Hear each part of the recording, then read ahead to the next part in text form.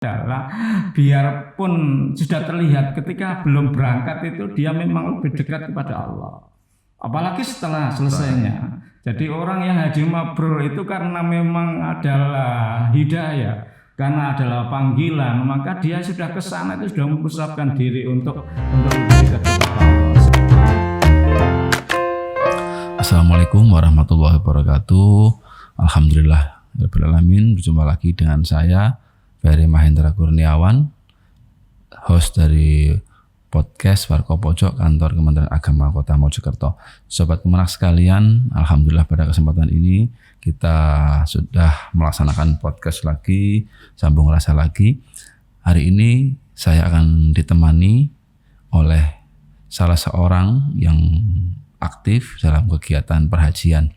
Beliau adalah Bapak Kepala Seksi Penyelenggaraan Haji dan Umroh Kantor Kementerian Agama Kota Mojokerto. Beliau adalah Bapak Haji Muhammad Hilmi Fakih, SAG MHI. Assalamualaikum Bapak Hilmi, bagaimana kabarnya hari ini? Alhamdulillah Mas Ferry, baik-baik. Saya alhamdulillah. Alhamdulillah. Matur nuwun Pak.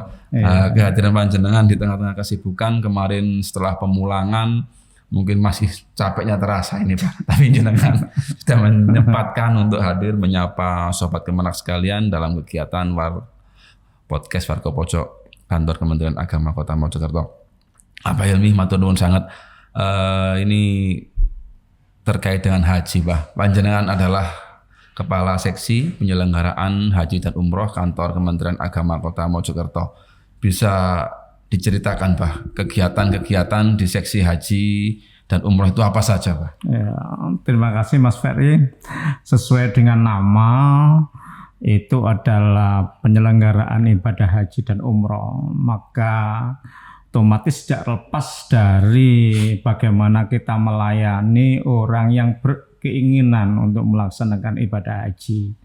Mulai dari pendaftaran, kemudian sampai pada nanti istilahnya bimbingan-bimbingan dan persoalan-persoalan yang berkaitan dengan haji.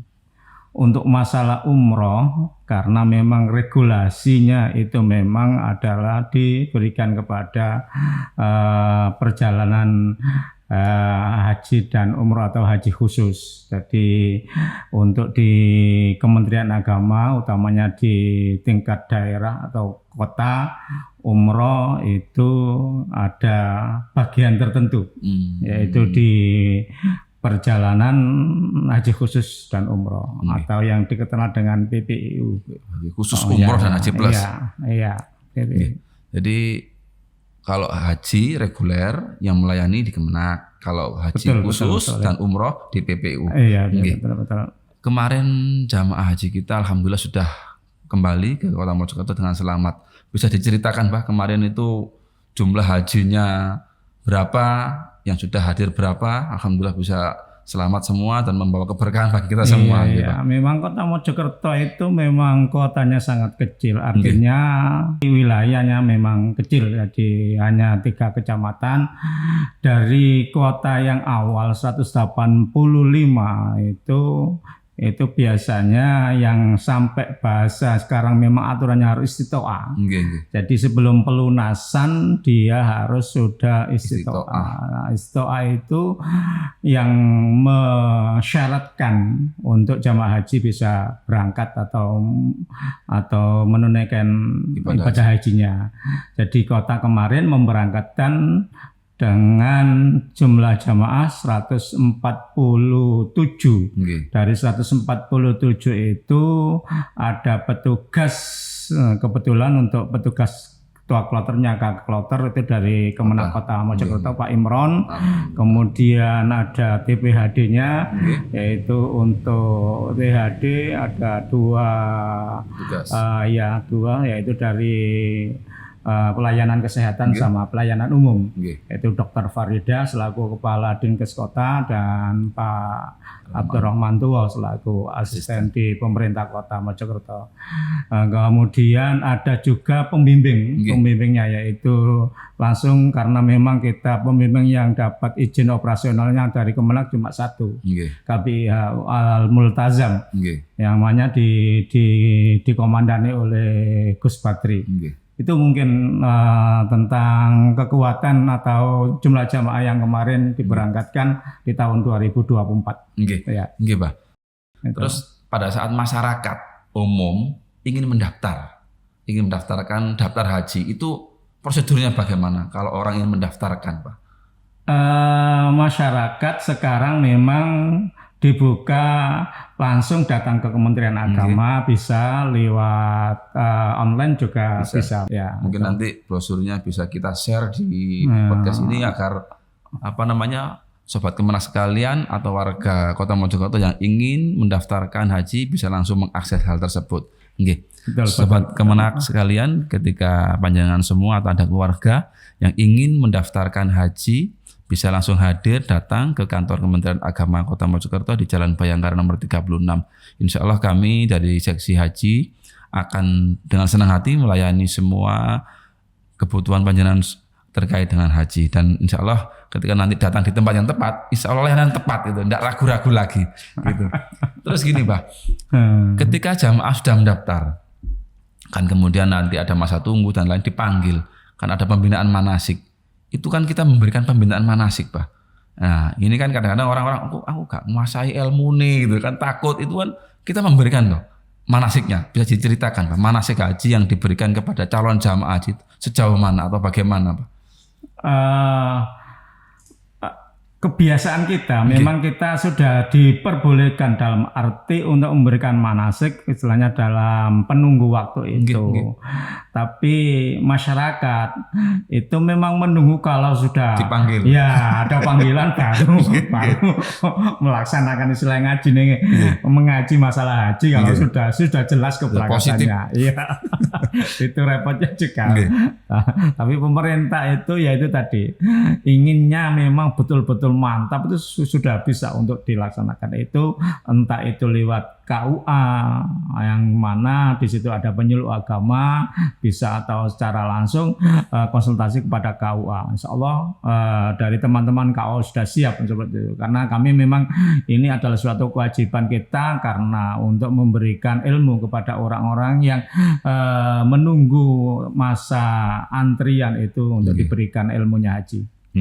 Jadi sambil menunggu, sobat Kemenak sekalian bisa mendapatkan ilmu tentang manasik. Dan juga nanti setelah mendaftar dan dipanggil, sudah misalkan daftar tunggunya selesai dan dipanggil, itu kan ada pembinaan juga, Pak. Jadi dibina mungkin berapa kali bisa diceritakan di sini berapa kali bisa diceritakan? Iya, ya. Di regulasi yang ada yang selama dari tahun kemarin itu untuk manasik pada jamaah haji itu ada yang misalnya disebut manasik tingkat kabupaten kota. Itu sebanyak dua kali. Yang lebih banyak yaitu di KUA sebanyak 6 kali. Itu kalau di Jawa seperti itu. Tapi kalau di luar Jawa ada tambahan sampai 10 kali. Tapi kalau kita yang di Jawa itu 2 kali di tingkat kota kabupaten dan 6 kalinya di tingkat kecamatan. Terus ketika diberikan manasik 2 kali di tingkat kabupaten kota dan 6 kali di tingkat kecamatan, materinya apa saja? Materi yang diberikan terkait manasik itu materi apa saja, Pak? Iya. Materi-materi yang diberikan yang jelas adalah masalah kebijakan bagaimana haji, kebijakan baik di Indonesia ataupun di Arab Saudi, kemudian hak dan kewajiban jamaah itu apa saja, kemudian bagaimana alur perjalanan haji, dan di situ pula ada pengertian antara haji dan umroh yang meliputi syarat rukun dan sebagainya. Jadi pada prinsipnya memang berkutat pada ilmu haji itu. Jadi biar di sana sudah tidak ada problem termasuk bagaimana sih kalau orang melakukan tawaf kok masih kurang, masih ragu dan sebagainya. Itu termasuk permasalahan nanti juga dijelaskan dalam manasik itu. Tadi yang detailnya itu memang di tingkat kecamatan, di KUA. Lebih detail terkait itu. Iya. Terus gini, Pak, alhamdulillah kan kemarin jamaah haji kita sudah mendarat di Kota Mojokerto dengan selamat dan kemarin diterima langsung oleh Bapak PJ Wali Kota di Masjid Agung Al-Fatah. Kan kalau orang bilang insya Allah hajinya mabrur. Bisa dijelaskan Pak, haji mabrur itu yang bagaimana kira-kira kriteria atau bagaimana? Kan sobat malah ingin tahu haji mabrur itu bagaimana ini Pak? Definisinya atau memang kalau kita mengacu pada sabda Rasulullah bahwa haji mabrur itu adalah orang yang senantiasa menebar kedamaian, orang yang senantiasa mengajak untuk betul-betul bagaimana kita ini menjadi hamba Allah yang senantiasa untuk persahabatan, bukan permusuhan. Jadi afsus salam, sebarkan kedamaian, itulah pelopor orang yang haji mabrur itu senang untuk dalam hal kedamaian. Ya, itu yang pertama. Kemudian juga orang yang haji mabrur indikasinya itu memang adalah senang untuk menolong. Yang digambarkan oleh Rasulullah itu memberikan makan orang yang dalam kelaparan. Dalam arti memang aspek sosialnya orang yang mabrur sangat tinggi. Jadi ketika ada sesuatu itu dia paling dalam hal yaitu tadi tampil ke depan ya. Mohon maaf setelah haji kok makin medit ya, mohon maaf itu Mas. Ya, tapi orang yang haji kok semakin sosialnya lebih tinggi, itulah yang disebutkan oleh Rasulullah, haji yang diterima oleh Allah itu. Terus bagaimana Pak? Kan katakanlah misalkan ketika haji orang-orang itu semangat ke masjidnya, semangat ke kegiatan-kegiatan di Makkah dan Madinah itu semangat, tapi kan kalau pulangnya karena kadang-kadang melempem arah-arah. Ada tips-tips nggak? Penjenengan kan juga selaku dari seksi haji dan juga pernah menjadi petugas. Ada tips-tips nggak menjaga istilahnya istiqomah ibadah ke masjid? Ada tips-tips nggak? Iya, saya mencontohkan istilahnya yang disampaikan oleh Kiai Haji Sodikin Warzukon selaku Ketua IPI Kota Mojokerto.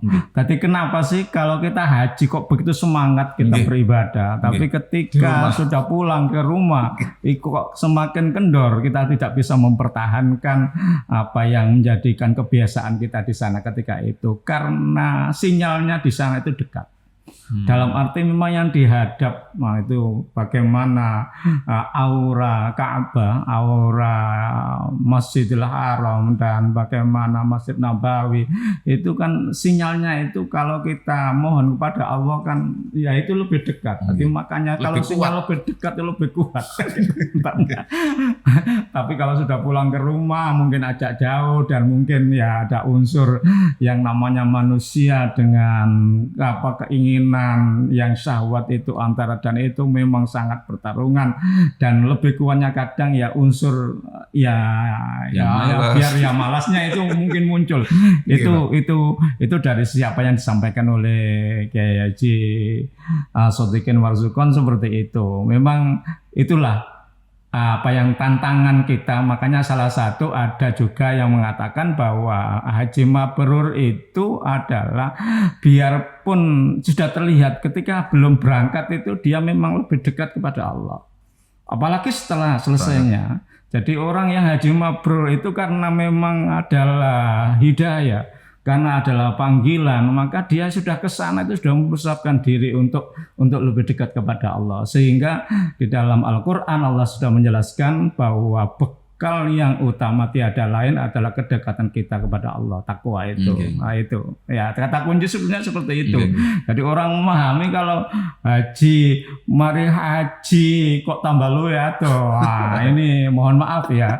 Jadi ya itu tadi. Jadi kita itu kalau dikatakan haji mabrur, kalau menurut Prof. Aswadi itu sebelum berangkat dan sesudah berangkat itu sudah diketahui. Oh ya. Gambarannya. Iya, gambarannya seperti itu. Ya. Terus gini Pak, Pak terakhir harapan jenengan terkait haji ini bagaimana Pak? Misalkan ke depan semakin baik atau bagaimana, harapannya bagaimana Pak? Tentunya semuanya harapan pemerintah mengatur itu adalah demi kelancaran kita semuanya. Jadi sementara pemerintah juga bagaimana memberikan regulasi yang terbaik agar antrian ini tidak terlalu panjang. Jadi mudah-mudahan ini adalah jawaban yang diinginkan masyarakat, biar orang mau betul-betul ingin menunaikan ibadah haji tidak terlalu panjang. Itu mungkin regalusis segera muncul, itu yang pertama. Yang kedua adalah insya Allah dari berbagai testimoni yang ada, pemerintah juga memberikan layanan semakin meningkat dan semakin meningkat. Contoh mungkin yang dipersoalkan biasanya kan di sana itu masalah makan. Untuk tahun ini kok tidak ada kumur-kumuran makan, berarti sudah sesuai dengan harapan masyarakat. Inilah peningkatan yang dilakukan oleh pemerintah, termasuk kami di seksi haji memang harapannya ada seperti itu. Contoh lagi mungkin masalah lansia, begitu luar biasa, mulai keberangkatan itu sudah ada petugas khusus, Mas.